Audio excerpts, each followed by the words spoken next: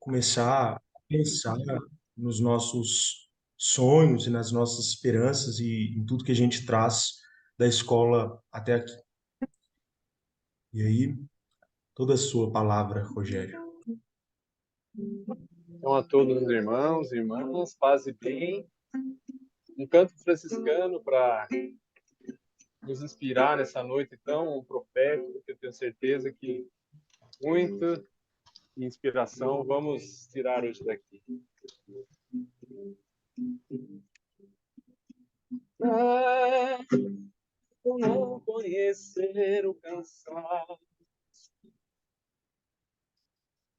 foi quem mais imitou a Jesus. Falava de lua, de flores do campo por onde passava. O nosso irmão louco, a nossa irmã terra, Francisco louvava.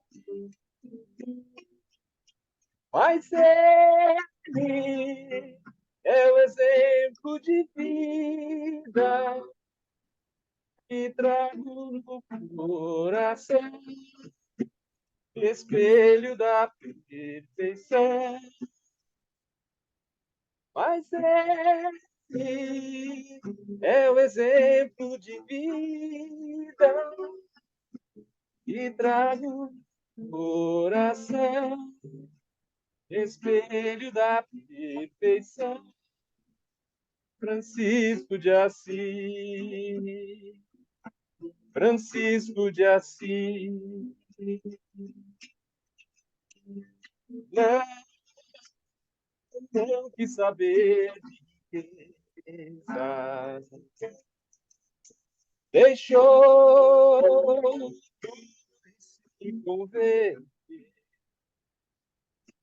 falava com os pobres, leprosos e cegos, e quem ele via. O nosso irmão vento, o nosso irmão sol, que nos nasce novo dia. Mas ele é o exemplo de vida que trago no coração, espelho da perfeição. Mas ele é o exemplo de vida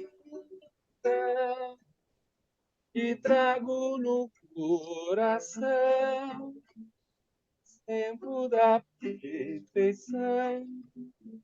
Francisco de Assis, Francisco de Assis.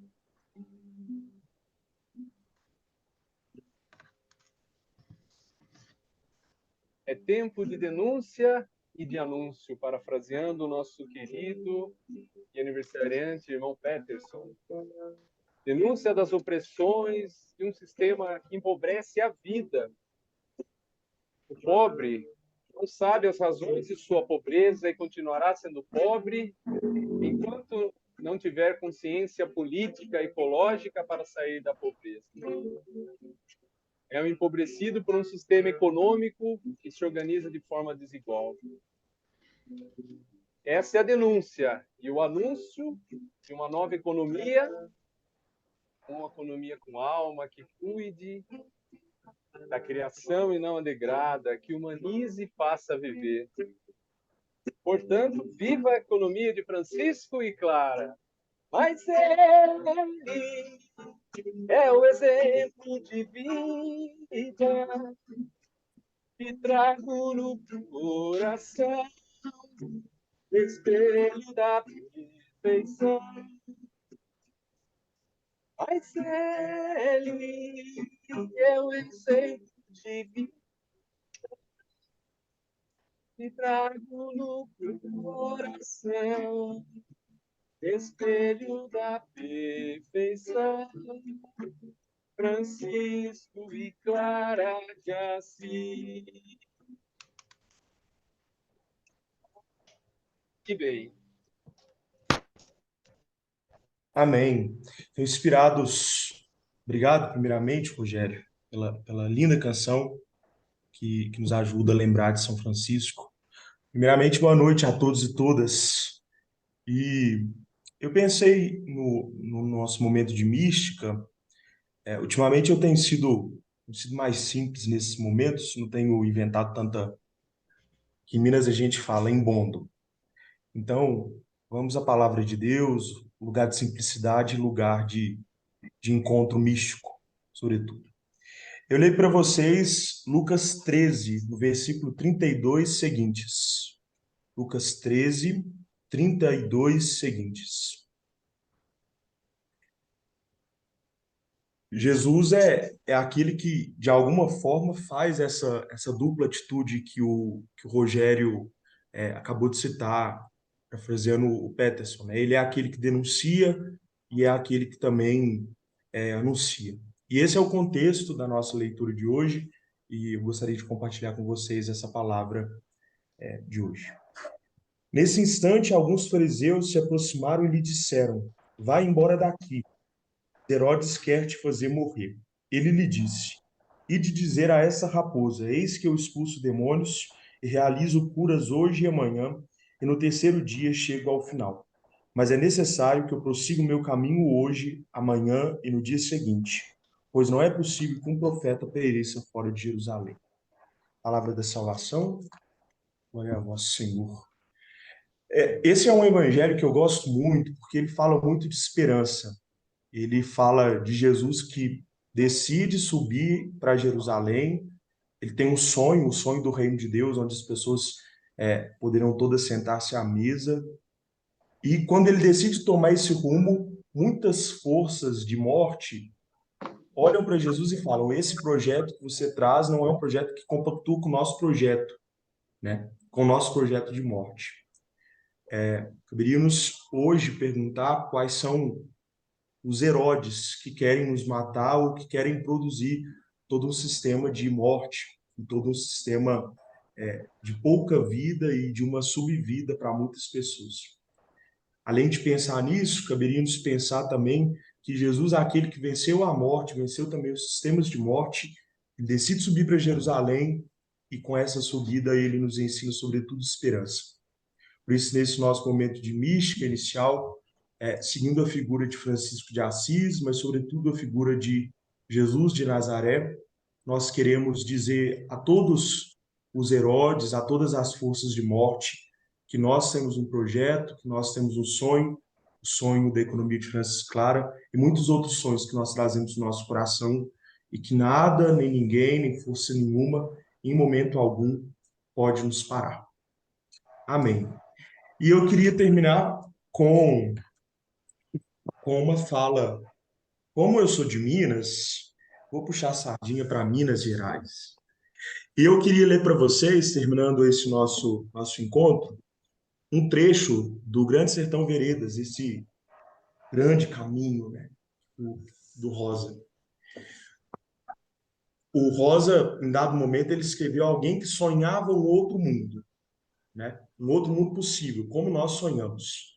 E aí essa pessoa vai e fala assim: que tal se a gente fosse todo mundo morar nesse mundo e construísse lá um albergue só para as pessoas que acreditam em tudo isso que nós acreditamos, nas nossas causas e nas nossas utopias? É basicamente esse o contexto que eu ler para vocês. Às vezes eu penso, seria o caso de pessoas de fé e posição se reunirem em algum apropriado lugar, no meio dos gerais, para viver só em altos sonhos, altas rezas, louvando a Deus e pedindo glória do perdão do mundo. Todos vinham comparecendo lá e lá se levantava enorme igreja.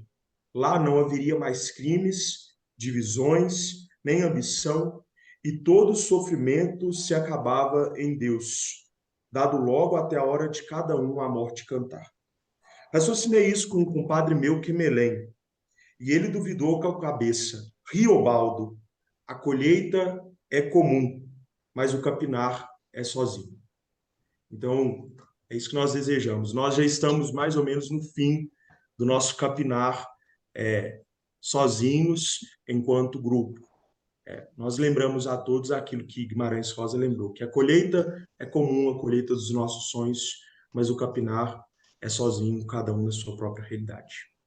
Amém, axé e aleluia. Valeu, querido Juan, por essa bonita, e Rogério também, por essa bonita mística palavra e cantoria, né, que vem do coração de vocês e que incendeia este grupo aqui, né, um grupo de tantas expressões de vida, de fé, de esperança. O Rogério fez um gesto bonito de colocar junto com ele na imagem as companheiras e os companheiros dele de Brasília, do núcleo da BEFC de Brasília, né? Da casa de Francisco e Clara, inclusive, ali em Brasília, né? A Tamires, a Clara, aí eu não vou saber quem está no meio, do lado da Salete também, que a Salete é a última. Roseli. Roseli. Roseli no meio e o Roberto, companheiro da Salete. Isso, muito bem. E a Salete, muito bem. E o Marcelo também é do nosso grupo. O Está Marcelo que está faltando o aqui. Marcelo, acho que ele que tirou a foto. Alguém tem que tirar a foto. Parabéns, Marcelo. Mas ele está aqui presente, ele estava assim presente, né, Marcelão? Muito bem. Nesse sentido de espírito de encontro, de partilha, de palavra, que a gente vai começando esse nosso encontro. Aqui era para estar mediando esse momento a querida Bruna Matos, que não deu notícias, tomara que esteja tudo bem com ela, mas a mediadora desse nosso encontro era a Bruna. Bruna, inclusive porque a gente tem priorizado nesses espaços de encontro a mediação com uma paridade importante de gênero. Coisa que aconteceu todos esses encontros, mas nesse último, infelizmente, nós teremos aí... Nesse último não, né? Nessa última aula agora, né? Temos mais um encontro na semana que vem. Vamos dar este furo. Nós hoje temos o prazer, a alegria, a honra de receber o nosso companheiro Renato Freitas. O Renato é integrante da economia de Francisco e Clara, ele esteve em Assis com a gente lá no ano passado, no ano de 2022, em Assis, participou conosco ativamente dos encontros, dos debates. É um companheiro grande nosso que eu quero apresentar para quem ainda não o conhece. O Renato ele foi eleito vereador em Curitiba com mais de 5.000 votos na eleição de 2020. Tem 37 anos, ele é advogado, mestre em Direito Penal, nas áreas também de Criminologia e Sociologia da Violência pela Universidade Federal do Paraná. O Renato já trabalhou na Defensoria Pública do Estado e atuou como professor universitário e advogado popular. Na Câmara Municipal de Curitiba, trabalha para ser a voz das periferias da cidade. Ele tem se dedicado principalmente às pautas relacionadas à segurança pública, emprego e renda, moradia, educação e cultura.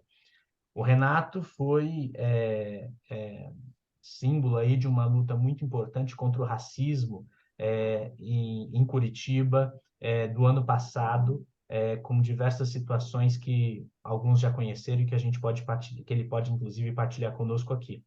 Mas, fruto da mobilização dos movimentos da solidariedade, o Renato, no ano passado, com 5.097 votos, foi eleito o 16º candidato a vereador mais votado em Curitiba, na eleição de 2020, e no ano passado foi eleito deputado estadual, que não está contando aqui na minha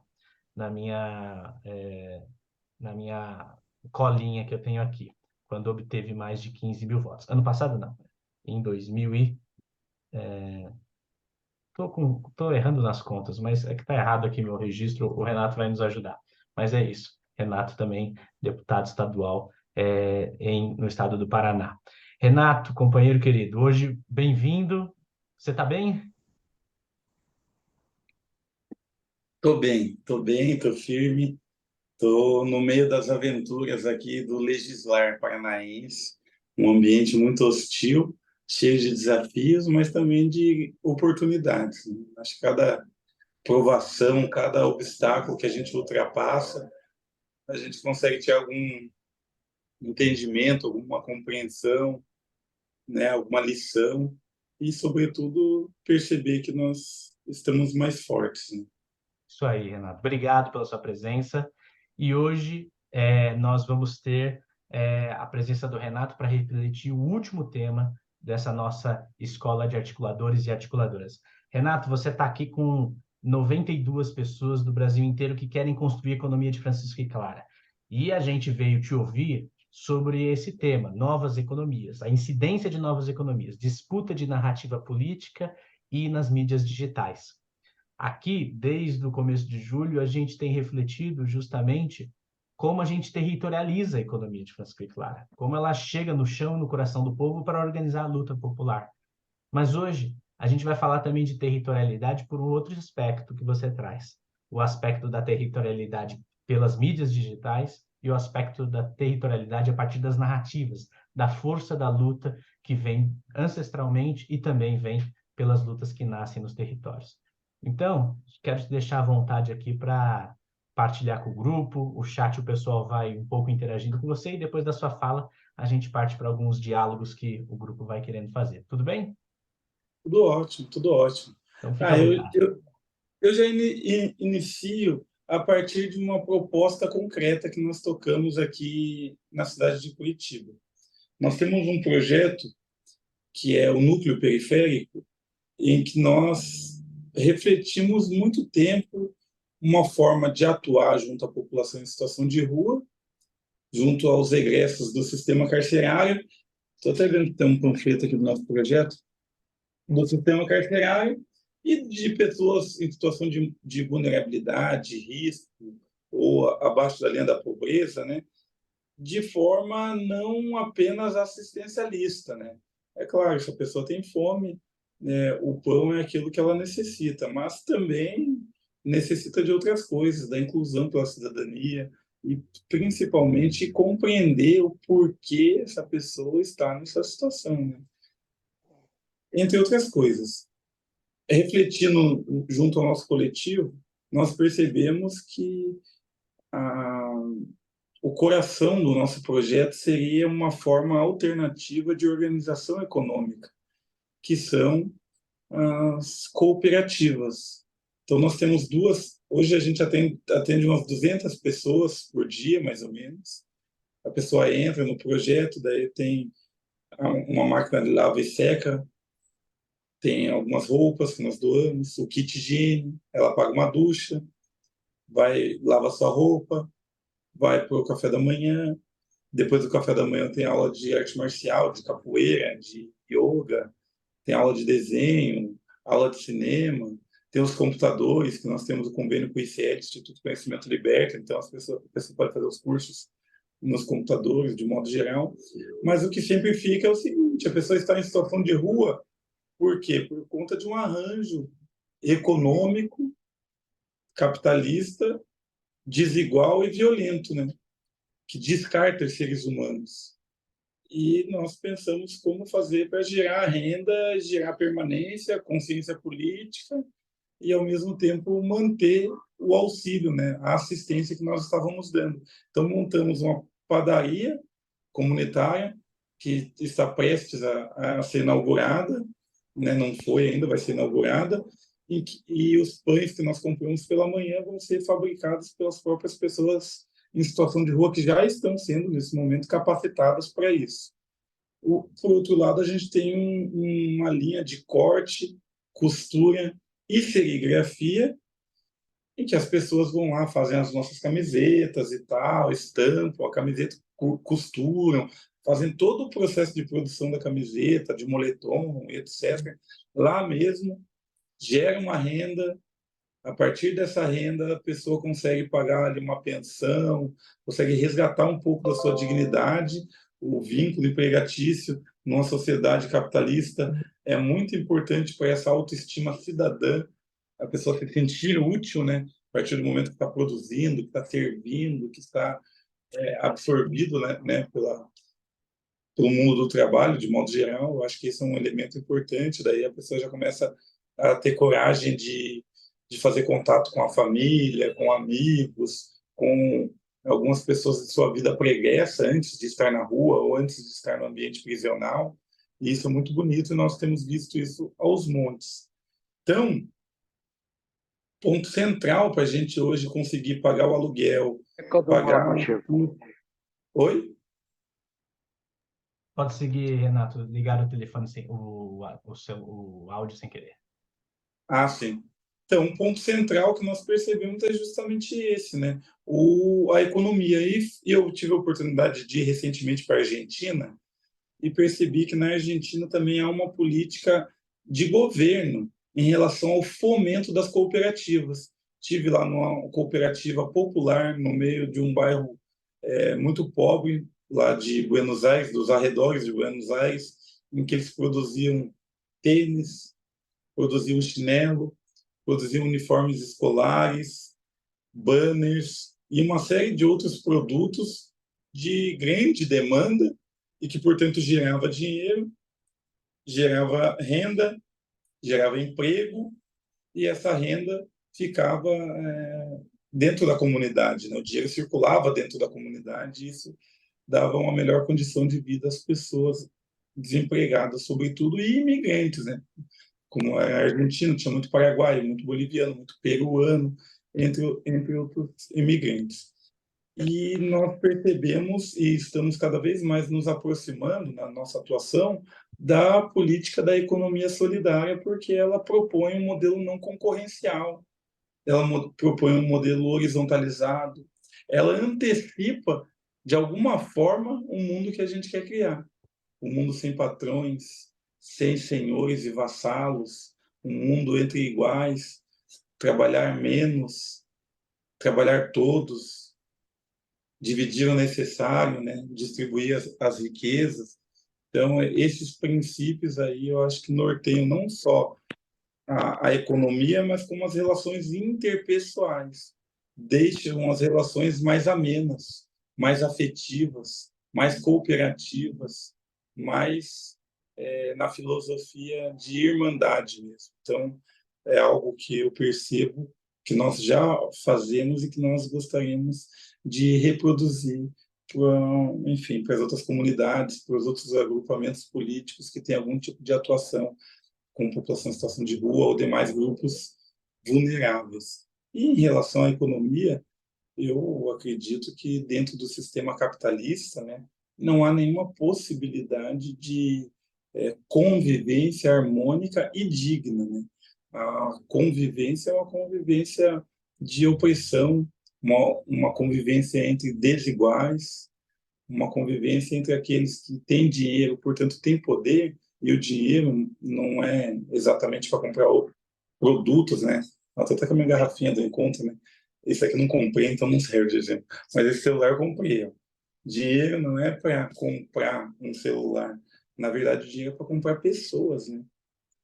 Você paga a pessoa que colocou o seu tempo de vida dentro de uma fábrica para produzir um pedaço de um celular, uma parte de um celular, uma coletividade que constrói o celular todo. E assim também nas relações políticas. Você tem dinheiro, tem poder para você determinar a lei, as posições, as decisões políticas que eventualmente afetem a sua empresa, o seu império e etc. Então, o acúmulo de dinheiro, ele é a princípio, né, por princípio, ele é imoral, ele é antiético, ele determina uma desigualdade entre seres humanos que não é fundamentada em nada, nem na lei, nem na filosofia, nem na ética, de nenhum outro modo. São apenas determinações, imposições. A pessoa que nasce hoje num Brasil tão pobre, um Brasil de herança escravocrata, e que herda, portanto, a miséria dessa tradição escravocrata, jovem, pobre, negro, do fundão da periferia, que herda essa miséria, infelizmente se vê frustrado já no início de sua adolescência, porque percebe na pele uma estatística que é marca do Brasil há muito tempo, que é a falta de mobilidade social. O Brasil hoje é um dos países que tem a menor mobilidade social no mundo. As piores taxas de mobilidade social aqui no Brasil. Então, você vai nascer pobre e vai morrer pobre. Além de ter uma baixa mobilidade social, índice de mobilidade, é um país muito desigual e que tende a desigualdades ainda maiores. é só perceber o número de novos bilionários durante a pandemia no Brasil e o quanto se multiplicou a miséria também durante a pandemia no Brasil. Então, há um movimento não só de corrigir a desigualdade, ou seja, que é o da mobilidade social, como há um movimento contrário, né, de distanciamento cada vez maior, o que gera uma frustração, uma perca das perspectivas, das possibilidades, da realização, da vida digna para muitas pessoas, porque isso pode implicar em não ter uma casa própria, em não ter 3 alimentações por dia e não conseguir sustentar, né, o seu filho, a sua filha. Então, é uma condição de vida indigna para milhares de pessoas que acaba gerando o fenômeno da violência. Para lidar com uma mobilidade social tão baixa, ou seja, falta de expectativa e frustração, que fertiliza o solo da revolta, que ao mesmo tempo tão desigual, tão pobre e miserável, é necessário uma polícia muito violenta para reprimir, para conservar as coisas como estão, não para corrigir as injustiças, mas para mantê-las e principalmente manter os injustiçados quietos, sob a ameaça sempre das armas ou da prisão. Nós somos também hoje a 3ª maior população carcerária do mundo. A tradição do encarceramento é uma tradição brasileira. O Brasil foi o último país a abolir a escravização de seres humanos no Brasil, no mundo, e que, portanto, adotou, pelo período de escravização e principalmente no pós-escravização, uma política rigorosa de controle, vigilância e punição. Crimes como vadiagem significava tão somente estar na rua sem condição de sustento próprio. Ora, um crime que foi construído no pós-abolição, que dizia que uma pessoa pobre não poderia estar na rua e que, ao mesmo tempo, proibia as pessoas negras de frequentarem a escola e também de usarem sapatos, por exemplo. É claro que essa lei tinha endereço certo. Vadio seria o negro liberto que estivesse no ambiente, sobretudo urbano, para evitar os perigos da aglomeração urbana das pessoas negras. Esse perigo, na verdade, de uma revolução haitiana rondou o imaginário do senhor de escravo brasileiro por muitos e muitos e muitos anos. E no pós-abolição, teve que se instaurar medidas de controle dessa população que a qualquer momento poderia se rebelar, tendo em vista a grande injustiça que sofreram por séculos. E daí veio o crime de vadiagem, o crime de capoeiragem, os crimes de atabaque e tantos outros crimes que eram direcionados à população negra e, portanto, já iniciou um processo de encarceramento, de controle da população negra a partir da política penal, tão somente, exclusivamente. E isso gerou, né, esse número que nós temos hoje, que é o da 3ª maior população carcerária do mundo. Como lutar por uma economia alternativa que não naturalize o desemprego crônico? Hoje, de 20% a 30% das pessoas no Brasil, com idade produtiva, são desempregados crônicos e por isso estão no mercado informal. E por isso estão no mercado informal como empresários de si mesmos, no Uber, no iFood e etc.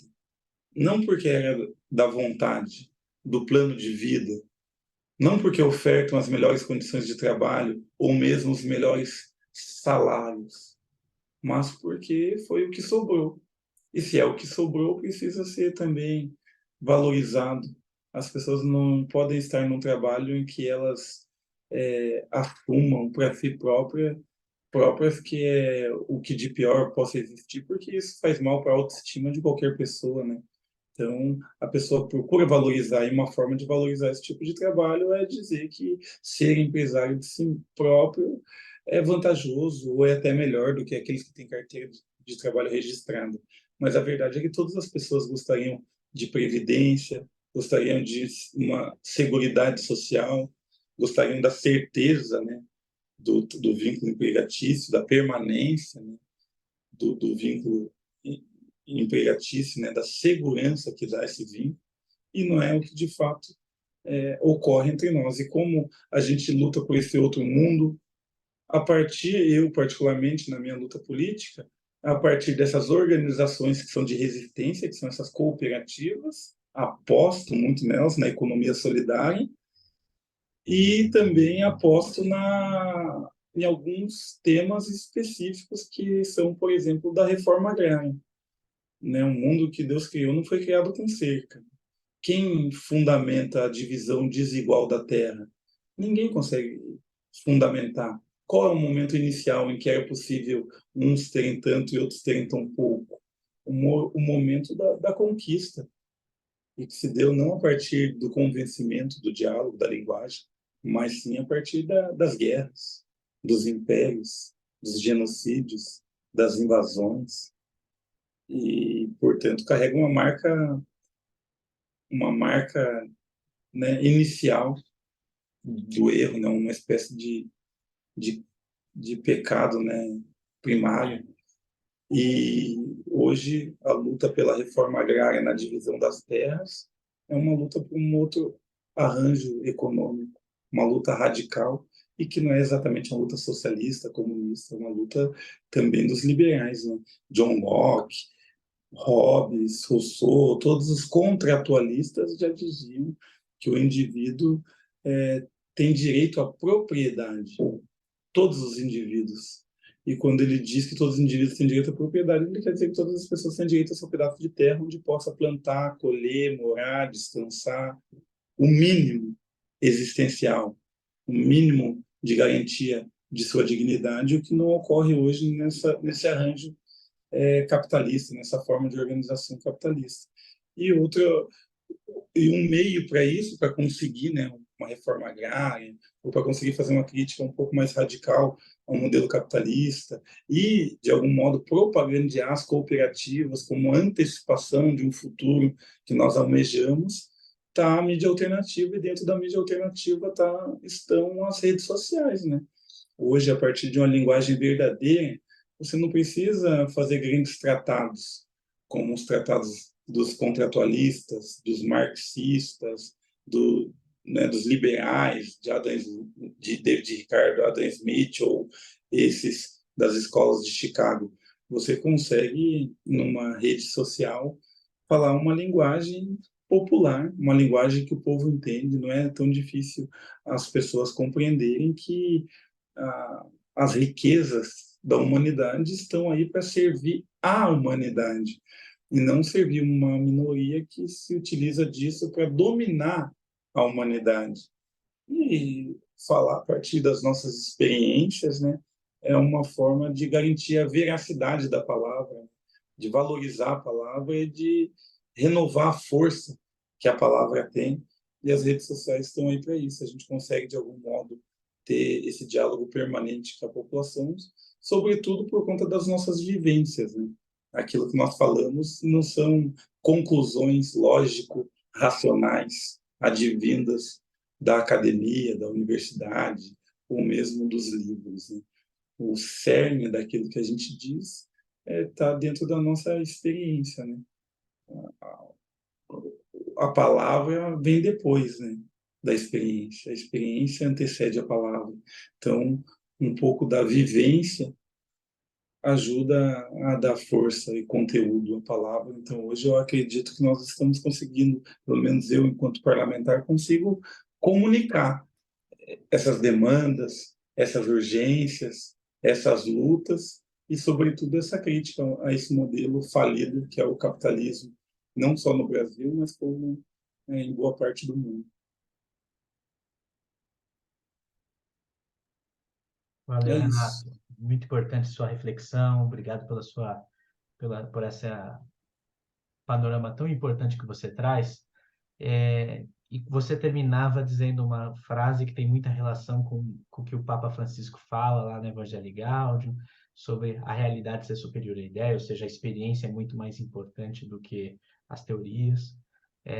E a realidade, ela nos leva a conflitos, e os conflitos, eles acontecem no trabalho social, ou seja, o trabalho social ele não é fruto de uma teorização, em que você aqui, que está conosco aqui hoje, vai nos apresentar um caminho para o trabalho social, para como fazer a ação, o engajamento das comunidades. Queria que você, para a gente te aproveitar um pouco mais antes de jogar para o grupo, para as perguntas, para ideias, para reflexões, queria perguntar para você sobre o conflito. A ideia de conflito hoje que a gente tem na nossa sociedade. Por um lado, existe um medo de polarizações, né? Uma sociedade polarizada. Sendo que polarizações parece que sempre nós estivemos, pobres e ricos, brancos e negros, mas sempre tomados por aqueles que concentram muita riqueza, né? Aqueles que concentram muito poder. O conflito hoje, para quem atua nas lutas sociais, como você e como convidamos todo esse grupo que está aqui, leva aonde? Qual o sentido desse conflito, da denúncia e o anúncio nas nossas lutas sociais? O conflito é muito importante, né? Porque o conflito ele já está dado. Se pudéssemos, e na verdade esse é o nosso objetivo, é resolver o conflito, para que a paz seja instalada. Mas a paz sem a justiça é escravidão, não é paz. É o PP, é a unidade, né, de pacificação, digamos assim, né? É a paz imposta. São os dorsos cabisbaixos aí andando pela rua e tendo que se contentar com aquilo que é oferecido, porque o descontentamento pode gerar uma punição, pode gerar uma represália. Então esse é o primeiro momento, né? O conflito está estabelecido no momento em que os seres humanos dividem as riquezas do mundo de forma tão radicalmente desigual, desumanamente desigual. Então o conflito já está posto. Agora, reconhecer esse conflito, eu acho que é algo necessário. Reconhecer o conflito, que há uma relação desigual entre pretos e brancos no Brasil, que é resultado de séculos de escravização, de desumanização, de embrutecimento, de miserabilidade, de privação de direitos, de bens, consumo, propriedade, autoestima, uma violência simbólica imposta que determina modelos estéticos, modelos éticos, modelos culturais, modelos tradicionais, artísticos, de modo a supervalorizar as expressões de existência das pessoas brancas em detrimento das pessoas, né, africanas e afro-brasileiras. Então, os pobres e os ricos, há uma sociedade de classes, evidentemente, em que há o trabalhador e há os patrões, os banqueiros, os detentores do poder, do capital financeiro e do poder de modo geral, e que essas pessoas não trabalham exatamente, não, né, não necessitam trabalhar e a grande maioria delas herdou, né? Então a herança é hoje a ponta de lança da desigualdade, né? O condutor geracional das desigualdades hoje é a herança. Então, uma vez que a gente perceba o conflito, a opressão, a exploração e o descarte dos seres humanos a partir do capitalismo, a gente também tem mais força para criticar a própria herança e a própria relação, né, de exploração. Então, há uma exploração capitalista, há uma exploração racial, há um ambiente patriarcal, né? Nós vivemos numa perspectiva cultural mesmo, né, patriarcal, em que as mulheres, o trabalho das mulheres é desvalorizado em relação ao trabalho dos homens, sobretudo o trabalho do cuidado, né, que é relacionado ao cuidado, que é o de se manter vivo, né? Tão importante, tão fundamental e, ao mesmo tempo, tão desvalorizado, que só pode ser explicado por uma política de domínio, né, do homem, né, sobre a mulher. Então, são alguns conflitos que orientam as ações do Estado e das classes dominantes, de modo geral, que têm que ser vistas, né? Não pode ser a filosofia Morgan Freeman, não, vamos fechar o olho, vamos fingir que não existe, vamos parar de falar e assim vai parar de existir, né? É uma uma posição idealista e de algum modo, muito ingênua, né? Muito ingênua, né? Para utilizar uma palavra mais leve, né? Porque é de um desconhecimento profundo da realidade, porque você deixar de conhecer a realidade não faz com que ela não exista, né? Então, quanto mais ignorante você for, menos mundo existe, mais o mundo vai se apagando à sua frente. Não, o mundo continua, né? Você é quem se apaga frente ao mundo. Então, acho que o primeiro ponto é esse. O segundo é, a partir desse conflito, determinar estratégias que conservem vidas, né? Quais as estratégias menos violentas, menos agressivas e que têm o maior potencial de conservar vidas, de salvaguardar vidas. Eu acredito hoje que é, por exemplo, a limitação do poder de violência do próprio Estado. O Estado ele não é caracterizado pelos fins, né? Cada Estado tem um fim, um é religioso, outro é laico, um é socialista, outro é capitalista. Não é o fim que caracteriza o Estado moderno, o que caracteriza o Estado moderno é o meio. Qual o meio que todos eles têm? O meio é a violência, o monopólio legítimo da violência, né? Da força das armas, que se expressa a partir da atuação das polícias e do exército. Então, a violência, o poder sobre a vida e a morte, um poder quase divino, que faz, inclusive, com que muitas pessoas que possuem esse poder queiram ser deuses na Terra. E, justamente por isso, precisa ser fiscalizado, controlado, limitado pelo povo, porque é o maior poder. É justamente o poder que caracteriza o Estado moderno. E nós hoje lutamos, né, pelas câmeras corporais, pelos GPS na viatura, pelos exames toxicológicos para conseguir acompanhar, tratar as pessoas que são agentes de segurança pública e que acabam se tornando, por conta das condições de estresse e facilidade às drogas, né, ao acesso às drogas, dependentes químicos, acabam se suicidando, acabam assassinando inocentes. Então, tem toda uma atuação policial que precisa ser fiscalizada e que, com certeza, vai salvaguardar vidas, né? Vai economizar essas vidas desperdiçadas, porque o genocídio da juventude negra se dá, em grande medida, pela chamada guerra às drogas, ou seja, pela atuação policial, uma atuação de guerra da polícia, principalmente nas grandes periferias de centros urbanos e, sobretudo, em relação a jovens negros e pobres. Então, o conflito já existe, essa guerra é uma delas. Reconhecer o conflito e tentar limitar os agentes que promovem muita violência, eu acho que é uma política de vida. Por exemplo.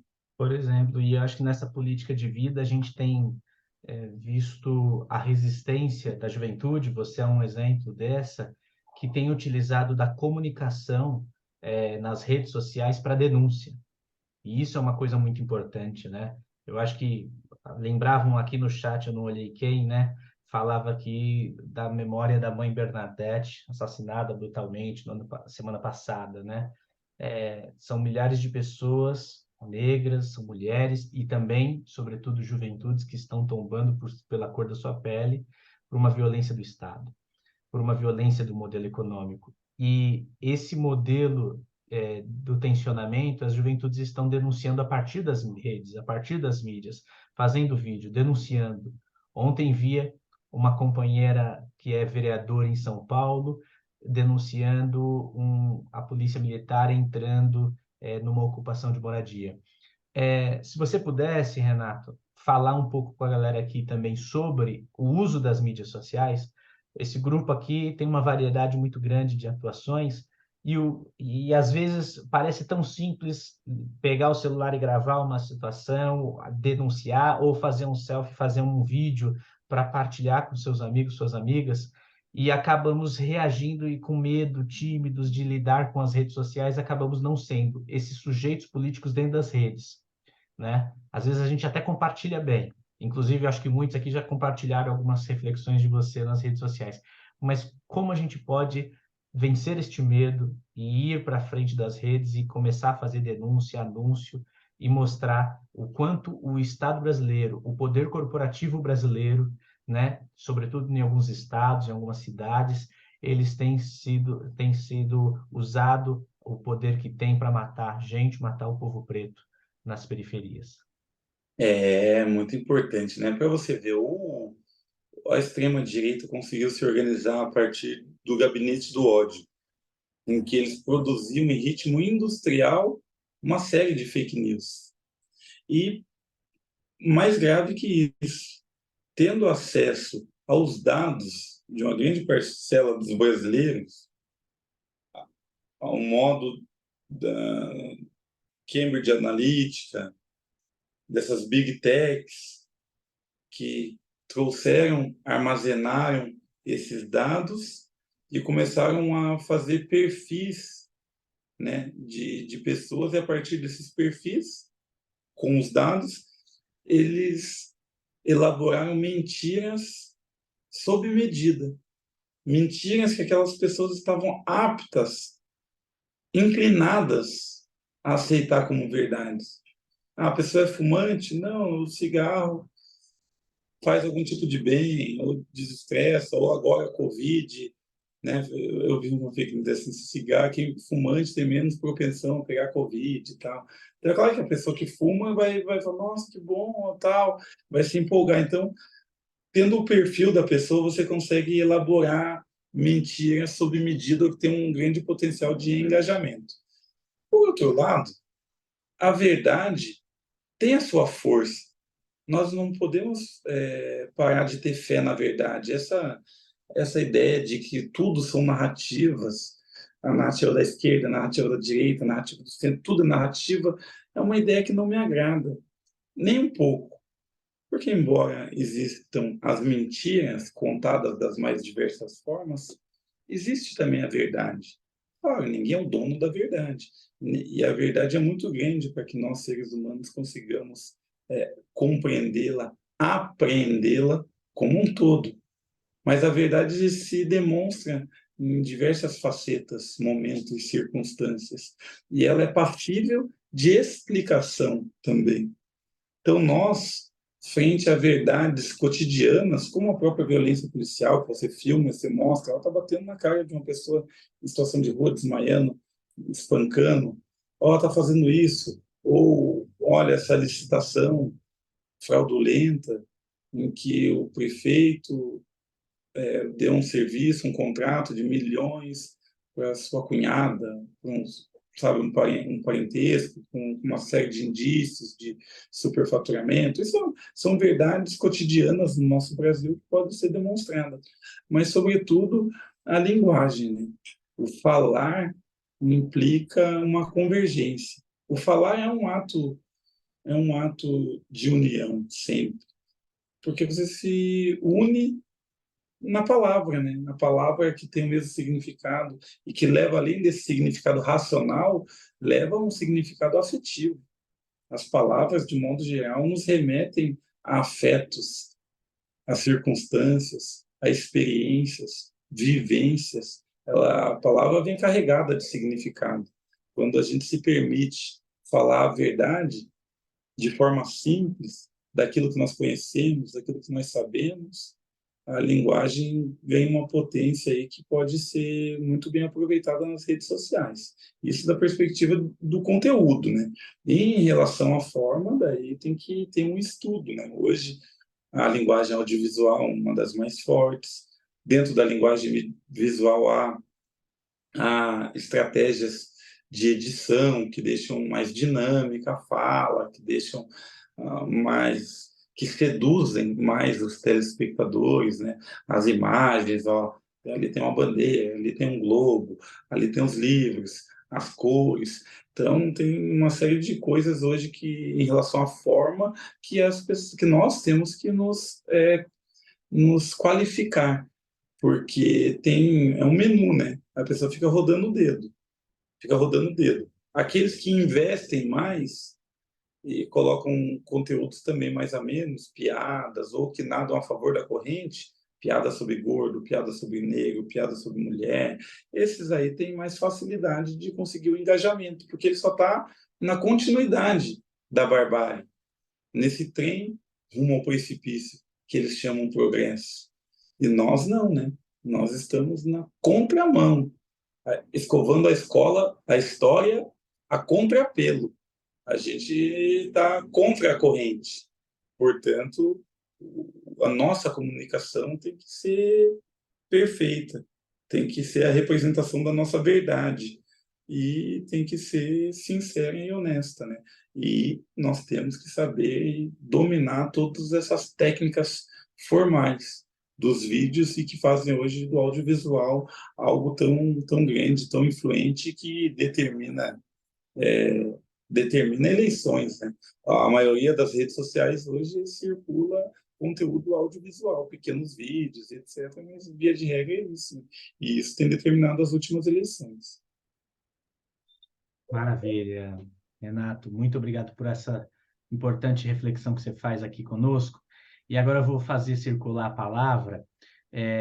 O Douglas, que está me ajudando no chat aqui, vai aparecer para ler um pouco as perguntas. Temos 2 perguntas. E a Clara também já está com a mão levantada. Depois que o Douglas falar, ela já vai trazer também uma questão, ela mesma. Douglas, você está por aí? E- Escuta bem? Escutamos.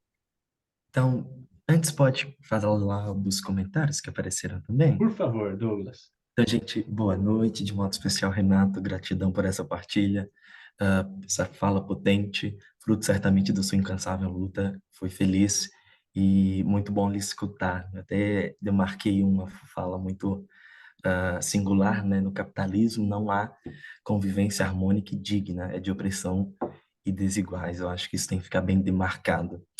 Mas vamos lá. No nosso chat, então, teve o comentário da Helena. Renato, admiro seu trabalho, as estratégias de denúncia e luta que você cria. Obrigado. A Heloísa já escreveu muito feliz em estar presente para a aula de hoje, principalmente com um tema importante com Renato Freitas. Meu filho e eu somos seus fãs e admiro seu trabalho. Um abraço. Já a Ornella lhe cita a experiência antecipa a palavra. A Eunice lhe parabeniza, que maravilha sua explanação, simples na compreensão dos nossos ouvidos, chegando no solo de nosso coração e nos fortalecendo para a caminhada da vida. E a Eliana faz uma observação: vejo exploração capitalista muito presente nas comunidades tradicionais, quilombolas e outras. E aí a Ângela, nessa interação bonita, fala que sua existência é potente, só pede a Deus que te proteja contra as maldades e maldosos que te cercam. E a Ariane fala que sua fala transmite sabedoria e paz. E chegamos a 2 perguntas, e eu coloco a primeira da Eunice. Renato, a estratégia seria uma mudança de hábitos através de se fortalecer na unidade do bem servir, na comunidade, na coletividade? Olha, uma estratégia de mudança de hábito para o bem servir, né, na comunidade. Olha, com certeza. Mas quais são as matrizes geradoras de comportamento e de hábito? Eu tenho um trabalho com hábito que é mais ou menos o que fala o sociólogo Pierre Bourdieu. E o Bourdieu diz o seguinte, que o hábito é a necessidade tornada virtude. Então, não é necessariamente aquilo que é bom se torna hábito, mas aquilo que é hábito tende a ser visto como bom nas comunidades, de modo geral. E eu digo isso porque, dentro de um sistema, de uma matriz organizativa capitalista, que é a que vivemos hoje, é muito difícil você ter uma linha comportamental do bem servir, um sistema que a todo momento diz que o teu parceiro do lado é teu concorrente, que na mesma loja você tem que vender mais que ele, e inclusive se ele fracassar nas vendas, você é quem lucra, e para você ter sucesso na vida, você tem que, de algum modo, pisar na cabeça do seu companheiro. Eu acho que essa sociedade concorrencial não tem a menor condição de oferecer uma possibilidade de relação de bem servir ou de qualquer coisa desse gênero. Então, eu acho que a gente tem que superar superar objetivamente os problemas impostos. E superar objetivamente de algum modo, suplantar, transformar ou estipular novas formas de convivência fora do capitalismo. Eu não sei se me fiz entender. Total, assertivo. E aí, a Clara pediu a palavra. Por favor, Clara. Então, muito querido, o Renato Freitas. E aí eu só queria lembrar e reforçar esse convite e saber se o Renato sabe que vai ter em todo o Brasil protestos amanhã, né, dia 24 de agosto, às 15 horas. E aqui em Brasília vai se encontrar no Museu Nacional da República e vai em direção ao Ministério da Justiça, e é pelo fim da violência policial, nossas crianças e o povo negro querem viver, né? Tem Jornada dos Movimentos Negros contra a Violência Policial. Eu queria saber se ele está sabendo desse movimento que é em todo o Brasil. Tô sabendo, sim. A gente também está organizando aqui no Paraná, né? Então, nós vamos nos reunir amanhã. Vai ser amanhã já, né? Às 4 da tarde, na Praça Santos Andrade, aqui em Curitiba. Então, haverá também aqui uma movimentação nesse sentido. Se tiver o calendário dessas manifestações que vão acontecer amanhã, seria legal jogar lá no grupo. O calendário no Brasil, né? Eu coloquei no de Brasília. Joga lá na escola, claro. Legal. Importante. Muito bacana. Douglas. E aí temos uma outra questão, está aparecendo. O Rogério agora, ele coloca a seguinte questão, Renato. A guerra às drogas é uma estratégia de controle social do sul global, e aqui se inclui a América Latina, que tem como ponto de partida o avanço imperialista plutocrático dos Estados Unidos? 1 hora e 10 minutos. É uma pergunta interessante, né? Guerra às drogas, né? Eu acho que a ponta de lança do controle étnico é a guerra às drogas. Olha que coincidência. Sabia que a guerra às drogas, a primeira vez que se proibiu as drogas foi no início do século XX, quando, devido à grande fome, eu acho que foi no início dos 20 ou 19, agora eu posso estar enganado, mas devido à grande fome que abateu a China, por conta das guerras, da colonização britânica, inclusive, os chineses foram construir linhas férreas nos Estados Unidos, no oeste, faroeste, né? Aquele roubo de terras dos mexicanos, aquele genocídio, né? As comunidades, aos indígenas, né? De lá, né? E eles proibiram, tendo em vista um número cada vez maior de trabalhadores chineses e das condições indignas de trabalho, e, portanto, revoltantes, eles proibiram, para controlar os chineses, eles proibiram o uso de ópio e também proibiram o uso daquelas tranças na nuca, que era um sinal de reverência ao imperador, algo assim, tradicional, cultural. Ao mesmo tempo que o trabalhador não podia usar o ópio era a base do xarope dos filhos desses trabalhadores.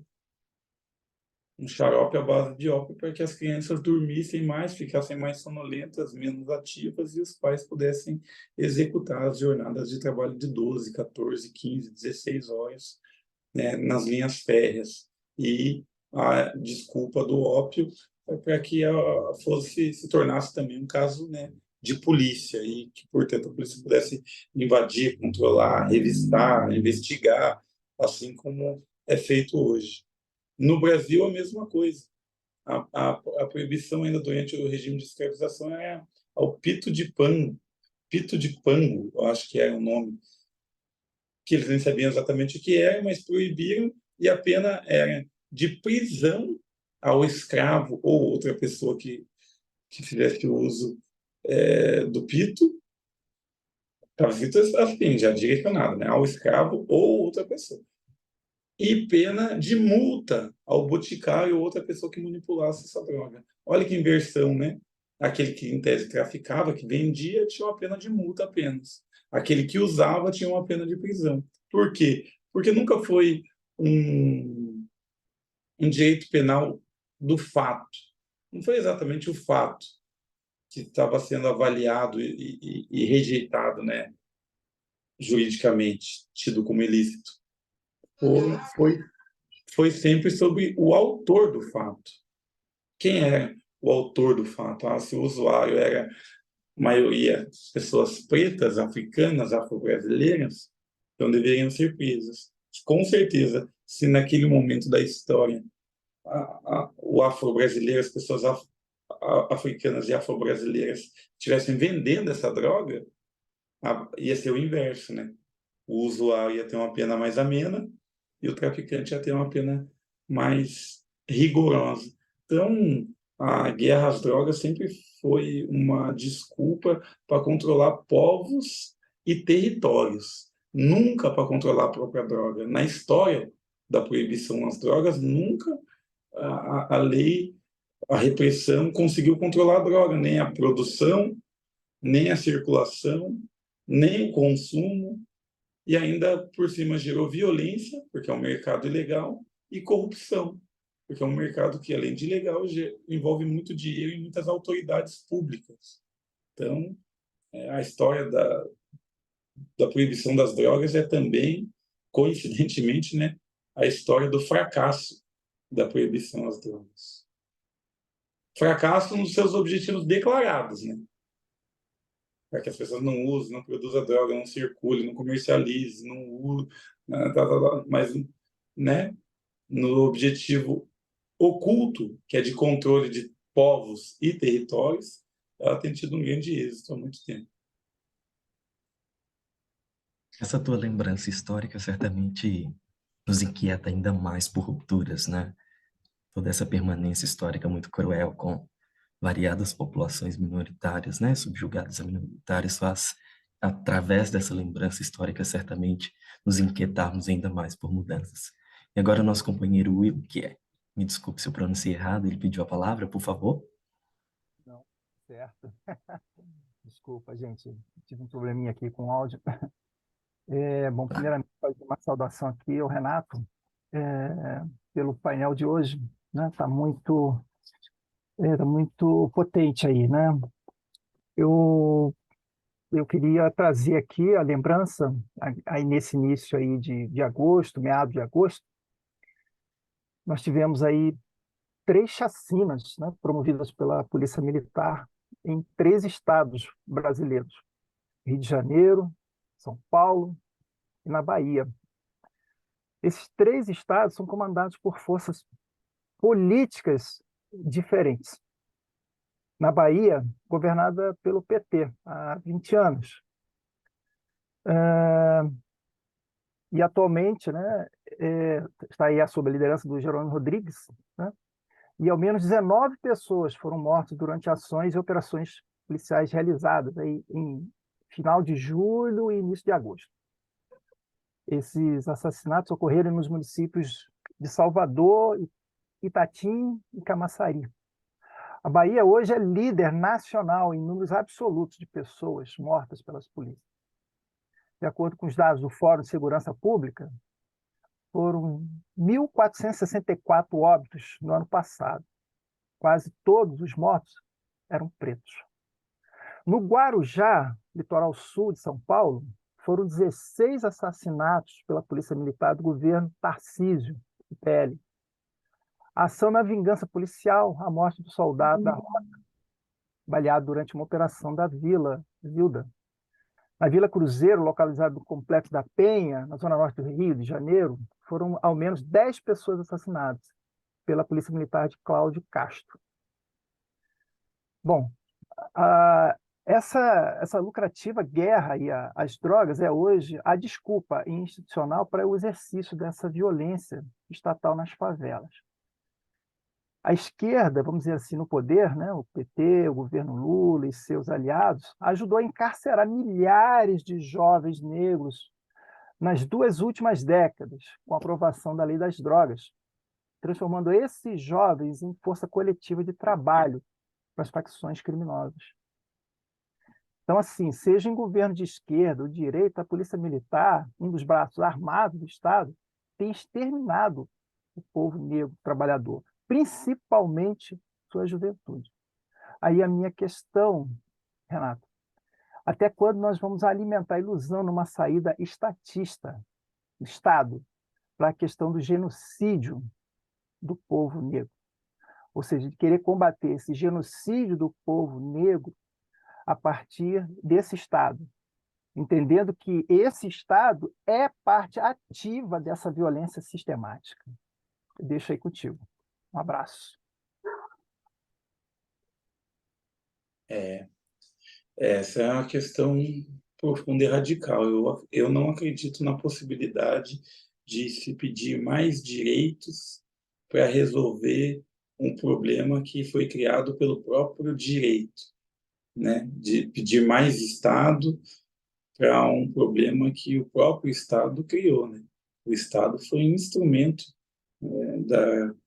foi agente, né, protagonista e instrumento da classe dominante colonialista nos processos mais bárbaros da história do nosso país, né? A escravização, conflitos como o de Canudos, conflitos como o dos quilombos, de modo geral, notadamente o quilombo de Palmares, as guerras, inclusive, contra os indígenas, né? Notadamente a Guerra do Paraguai, que foi um verdadeiro genocídio a mando de interesses estrangeiros, né? Sob influência da Inglaterra. Então, o Estado brasileiro, essa política de superencarceramento, essa política de desvalorização da vida, a política de embranquecimento, já como objetivo de Estado, de retirar a população negra do país. Então, o Estado não tem muitas possibilidades, não é esse Estado que está aí, de resolver os problemas que eles mesmos criaram. A instituição que nunca foi reformada é justamente a que mais precisa ser reformada, que é a da Polícia Militar. É muito fácil reformar instituições como a Defensoria Pública, é muito fácil reformar instituições laterais que, de alguma forma, convivem, gravitam em torno daquilo que realmente importa dentro do Estado, que é o monopólio legítimo da força, da violência, para fazer suas decisões serem cumpridas. Esse é o cerne, né? Por isso, eu vou naquilo que é mais caro para o Estado. Novamente, monopólio legítimo da força, a violência, o exército e as polícias. Acredito que se tensionar para que haja uma mudança radical nessas forças de segurança pública, o próprio Estado será transformado por reflexo. Mas para transformar a força, vai ter que enfraquecer aqueles que comandam a força. Quem comanda a força não é exatamente o comandante, o coronel, o tenente-coronel ou um policial. Quem comanda as forças policiais é o poder financeiro, é o poder dos latifundiários, dos banqueiros e etc.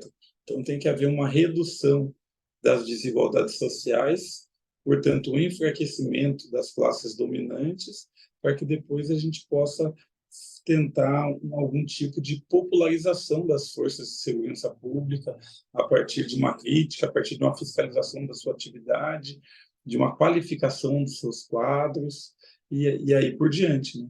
E como que enfraquece os coronéis? A reforma agrária é uma possibilidade muito concreta. Como enfraquece a polícia depois? A desmilitarização é uma outra possibilidade. Só que esses são planos de curto e médio, né? Em tese, né? Os sonhadores, né? De curto e médio prazo. Né?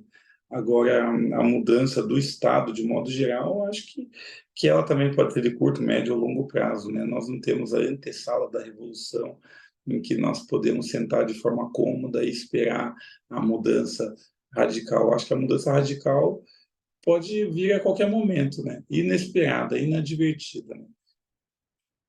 Então, é uma questão que nos empurra aí às fileiras revolucionárias, né? De supressão do Estado como ele se dá. Já não é um Estado democrático mesmo, já não é um Estado que preza pela vida, já não é um Estado que preza pela justiça, já é um Estado que é carcomido, né, pelo câncer em quase todas as suas instituições, a ponto de cair no descrédito e permitir uma insurreição militar novamente, justamente pelo enfraquecimento das instituições. O que nós temos que fazer, como diria Walter Benjamin, é criar um estado de exceção à altura desse estado de exceção que já existe, que é o que eles nos impõem, de desvalorização da vida, do encarceramento, das mortes e da miséria extrema. Nós, enquanto povo, né, oprimido, temos que criar um estado de exceção também à altura, né, uma visão de mundo de que há um estado de exceção à altura para que nós consigamos aí compreender o conflito da mesma forma, pelo menos, né, como aqueles que nos dominam e nós como dominados, para falar a mesma língua e saber a urgência, a dimensão do conflito. Muitos de nós são instrumentos cegos de sua própria destruição, né? Nas fileiras policiais há vários, né?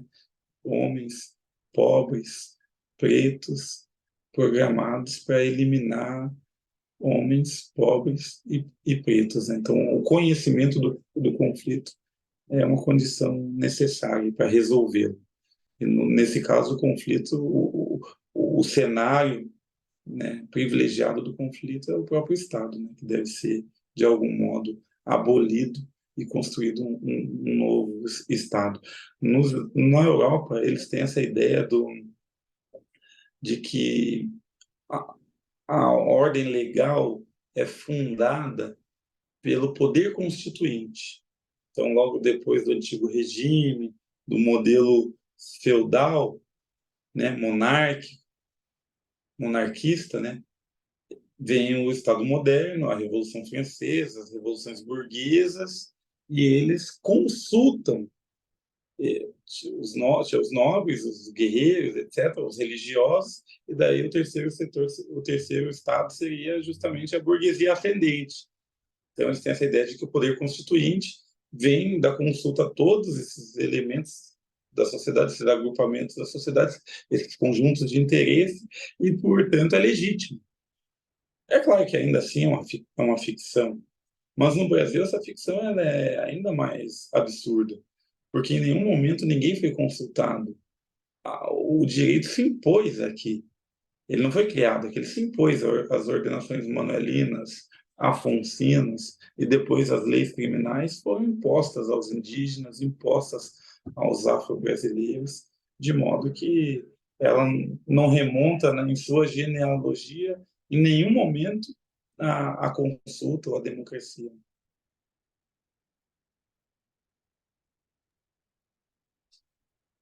Que aula! Temos mais 4 questões, mas pelo avançar do tempo, vou condensá-las. O Marcelo está com a mão levantada. Eu vou pedir que logo após eu colocar essas 3 condensadas, ele coloque também. E aí, para você tá fazendo uma síntese de tudo isso para a gente, por favor. Então, o Vitória, ele pergunta, melhor dizendo, como que analisa os antagonismos e as cisões no movimento político negro.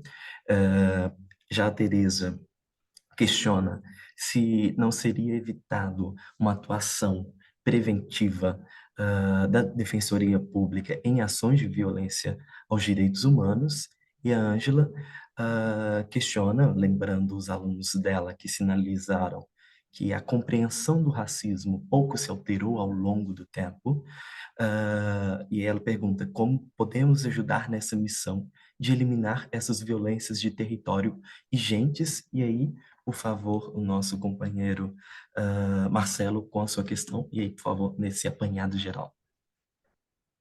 Olha, eu vou começar pela Defensoria Pública, porque eu trabalhei na Defensoria Pública, fui servidor de carreira na Defensoria Pública. Logo que eu saí da faculdade, passei nesse concurso de Defensoria e fui trabalhar como assessor jurídico. E percebi uma coisa, que a Defensoria Pública, como instituição, ela padece dos piores limites que são impostas a uma instituição. Um deles é o de sempre estar com um pires na mão, pedindo dinheiro por orçamento, para construir nova sede, para contratar novos defensores, para melhorar as condições de trabalho, para ter condição de atender ainda mais pessoas. Os motivos são dos mais mesquinhos, né?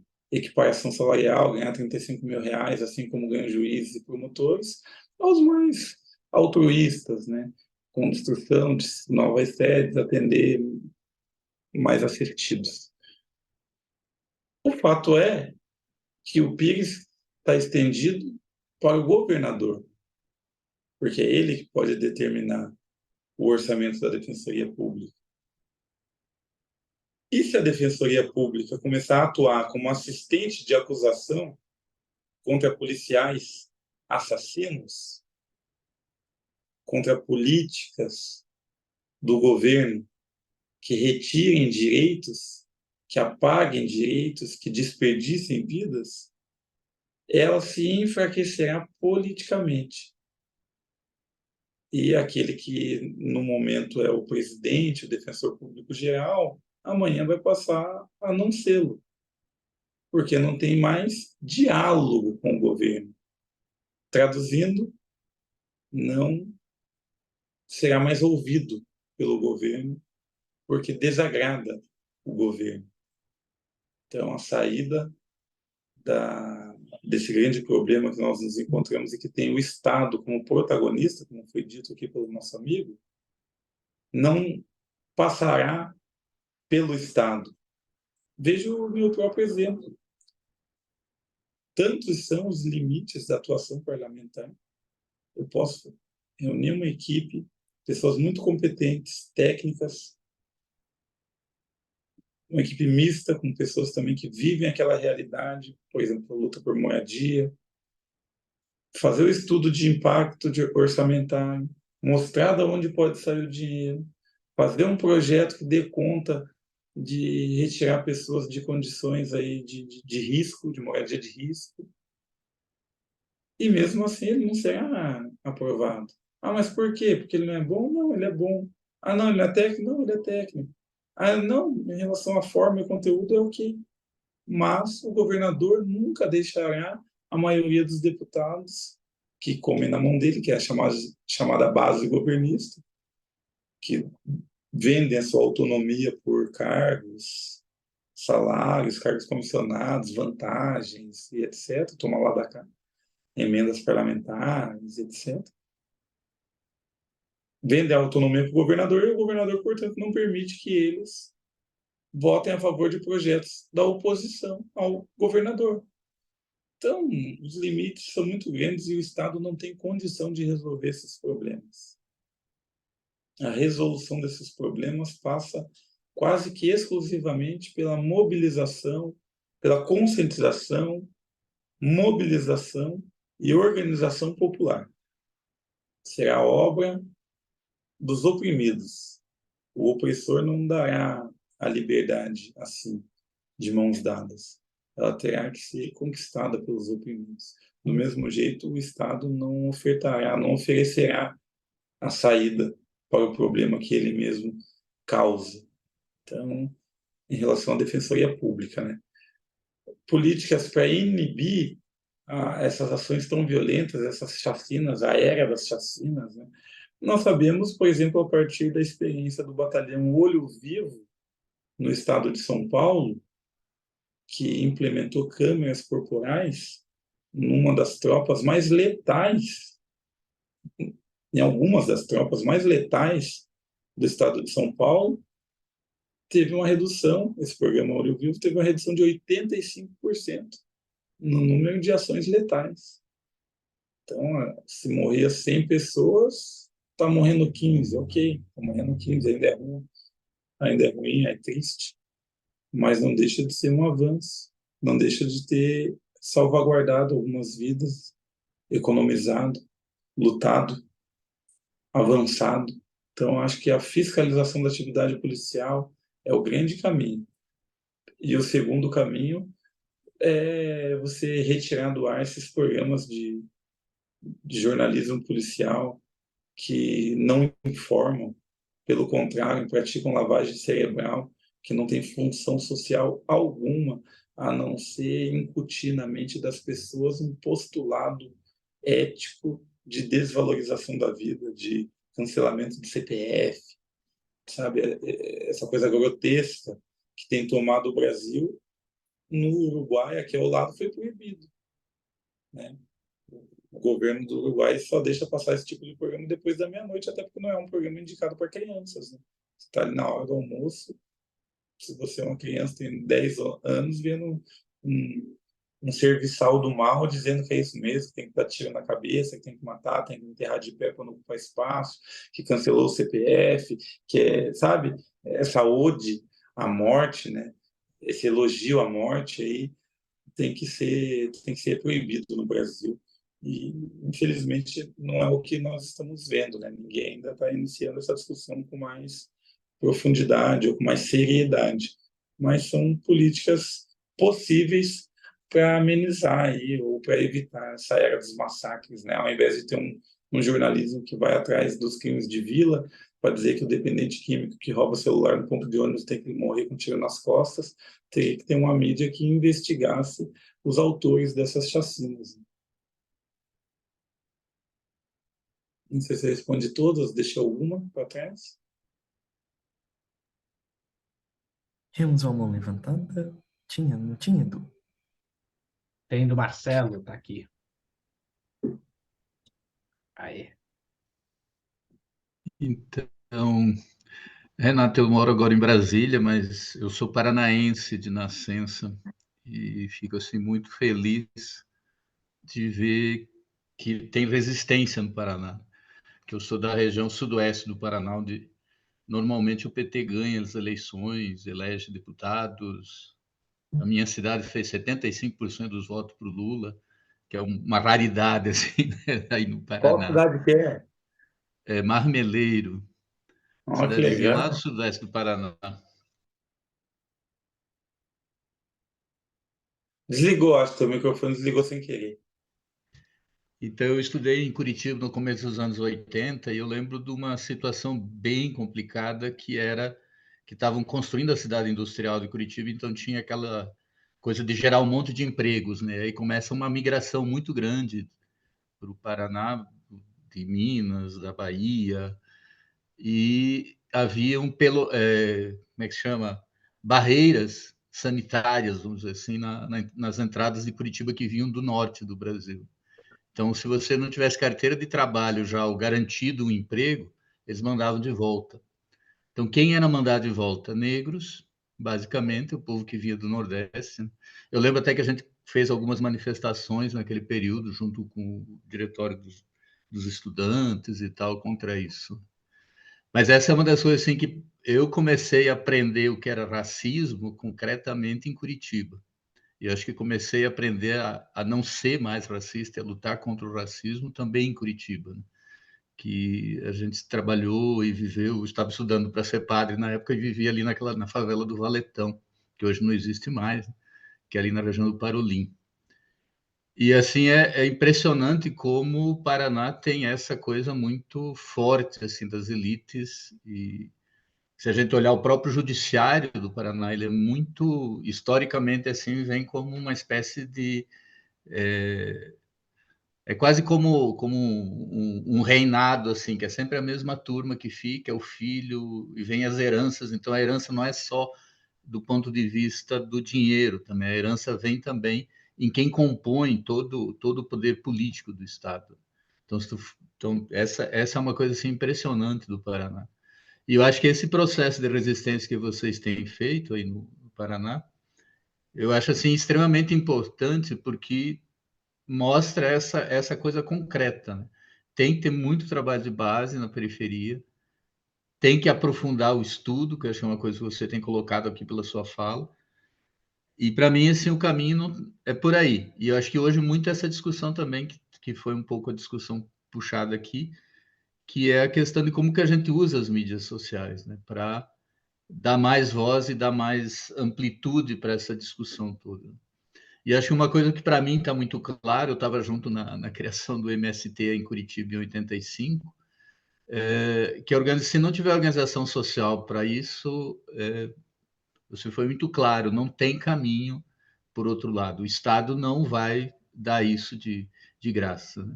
Hoje o Jerônimo ligou a morte da Bernadette às facções, para ter uma ideia assim que foi triste assim.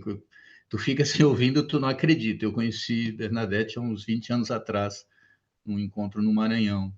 Então a gente fica assim assustado assim, né? Como que mesmo pessoal que, entre aspas, você diz da esquerda, que tem origem indígena, negra, bota um discurso desses assim nessa linha. Né? Então, na verdade, é mais um comentário, não é tanto uma pergunta. Tem uma sobrinha que votou em ti, que mora em Curitiba, isso me deixa muito feliz também, que ela é lá da região do Abranches. Mas estamos juntos nessa encrenca. Hoje eu trabalho com pescadores artesanais na Pastoral dos Pescadores. Vamos para frente. Vamos para cima. Tamo junto, Márcio. Marcelo, né? Tamo junto, Marcelo.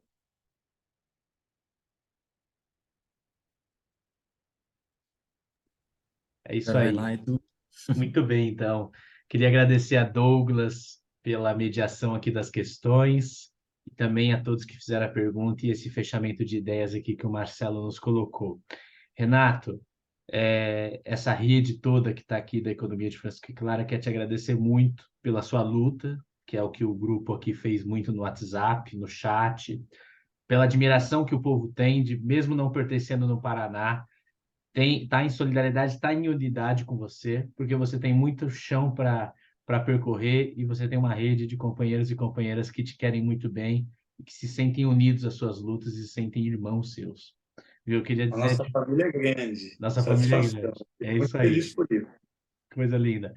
E eu quero até provocar, viu, Marcelo? Se a gente pegar o pessoal de Curitiba da Economia de Francisco e Clara e a gente pegar esse pessoal e fazer um encontro com você no seu espaço, onde Ia você ser legal, hein? ser Lá no legal, espaço que eu falei, do núcleo periférico, ali ia ser muito massa, hein? show de bola. Então vamos fazer essa provocação ao pessoal do Paraná, que está aqui no grupo e que esteja na BEFC para a gente fazer esse encontro. Legal. Ah, ia ser legal demais. Show demais, show demais.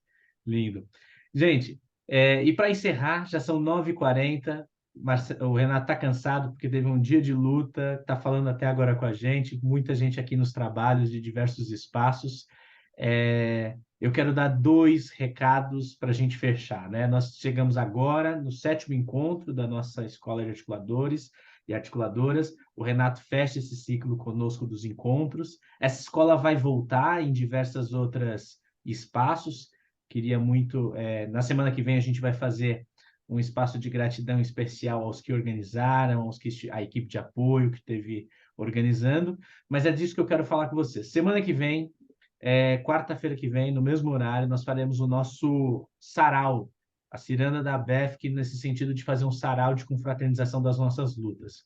E aí a gente quer convidar que cada um de vocês que esteja à vontade faça e traga alguma apresentação mínima para fazer. Não precisa ser todos, senão a gente também não daria tempo, mas quem tem aí um talento, quem quer fazer alguma expressão, quem quer expressar alguma voz, fale. Então, traga aí essa ideia. O contato para você fechar que você vai conseguir fazer isso vai ser a Gabriela. A Gabi está conosco aqui hoje, né? Então, a Gabi dá um oi aí, porque vocês falam com a Gabi pelo WhatsApp ou pelo e-mail nosso lá que a gente tem feito contatos, onde você preferir. Né? Então, semana que vem nós temos o nosso encontro de encerramento. Na semana que vem, a gente faz explicações sobre atividade final, sobre as atividades temáticas, porque senão fica muito longo. Mas eu acho que uma coisa que vale a pena a gente pensar hoje aqui é que a escola de articuladores e articuladoras, ela não encerra como um curso. Inclusive, as pessoas às vezes ficam com a dúvida: nossa, acaba esse curso, eu vou para onde? Eu vou fazer qual curso? E, na verdade, a gente quer provocar para a ação no seu território, organizando coletivamente núcleos da economia de Francisco e Clara, casas de Francisco e Clara, lutas sociais, se articulando com gente como o Renato e como todos os outros movimentos sociais que passaram por aqui. Se você não sabe ainda como vai fazer, encerrando a escola de articuladores e articuladoras, e a gente vai anunciar isso na semana que vem, nós vamos começar uma caravana virtual para animar a regionalização dos nossos grupos. Então, para todo mundo que está aqui, desculpa, deixa eu ver meu copo aqui. Para todo mundo que está aqui, a água está me atacando agora aqui. Para todo mundo que está aqui, né? Então, a Tereza, o Peterson, a Núbia, a Eunice, a Heloísa, a Roseli, a Úrsula, a irmã Fátima, a Ornella, todo mundo que está aqui, que eu estou vendo, e que os outros que não estão, possam saber como vão trabalhar a economia de Francisco e Clara nos seus territórios. Então, esse convite é para que a gente possa se encontrar regionalizando-se, né, nas nossas cidades, nos nossos estados. E tem tarefa para todo mundo nessa articulação, porque até dezembro a gente vai fazendo esses encontros da caravana e depois disso nós vamos fazendo também outras mobilizações, que eu não tenho grupo nenhum para ajudar, tem outros projetos e trabalhos para dentro da articulação, grupos de trabalho e outras tarefas para a gente se organizar e ir fazendo nossos caminhos.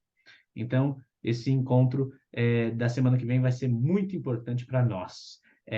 Conversarmos, partilharmos, caminharmos em comum nessa jornada nossa. É isso, né, gente? Vamos encerrar então agora? O aniversariante quer fazer do dia, quer fazer um canto final aqui para o povo sair animado, aniversariante? Bem na hora que eu coloquei um doce de leite na boca, né? Festa de aniversário. 18 anos, irmã Fátima, você não acredita. Mas depois dessa fala potente do camarada Renato, eu lembrava aqui de um verso de nosso companheiro Pedro Casaldáliga. E nesse verso ele dizia assim: saber esperar, sabendo, ao mesmo tempo forçar, nas horas daquela urgência que não permite esperar. Saber esperar, sabendo, ao mesmo tempo forçar, nas horas daquela urgência que não permite esperar. E é com esse verso que a gente aprende que esperança é verbo. Há urgências que não permitem esperar. Obrigado, Renato. Satisfação, meu irmão. Feliz aniversário. Valeu, valeu. Valeu, boa noite, gente boa. Até quarta-feira que vem. E olha, a gente pode se inscrever também com a Tamires, não pode? Que eu me inscrevi para o sarau com a Boa Tamires. noite a todos e todas. Valeu, Parabéns, Renato. Peterson. Boa noite. Saúde, obrigado, Renato. Obrigada. Valeu, Renato. Obrigada, gente. Boa noite. Boa noite, obrigada, Renato. Valeu. Boa noite, obrigado. Boa noite. Obrigada. Boa noite e cuide. Boa noite. Parabéns, Peterson. Obrigado, Eliane. Felicidade, tudo de bom. Valeu.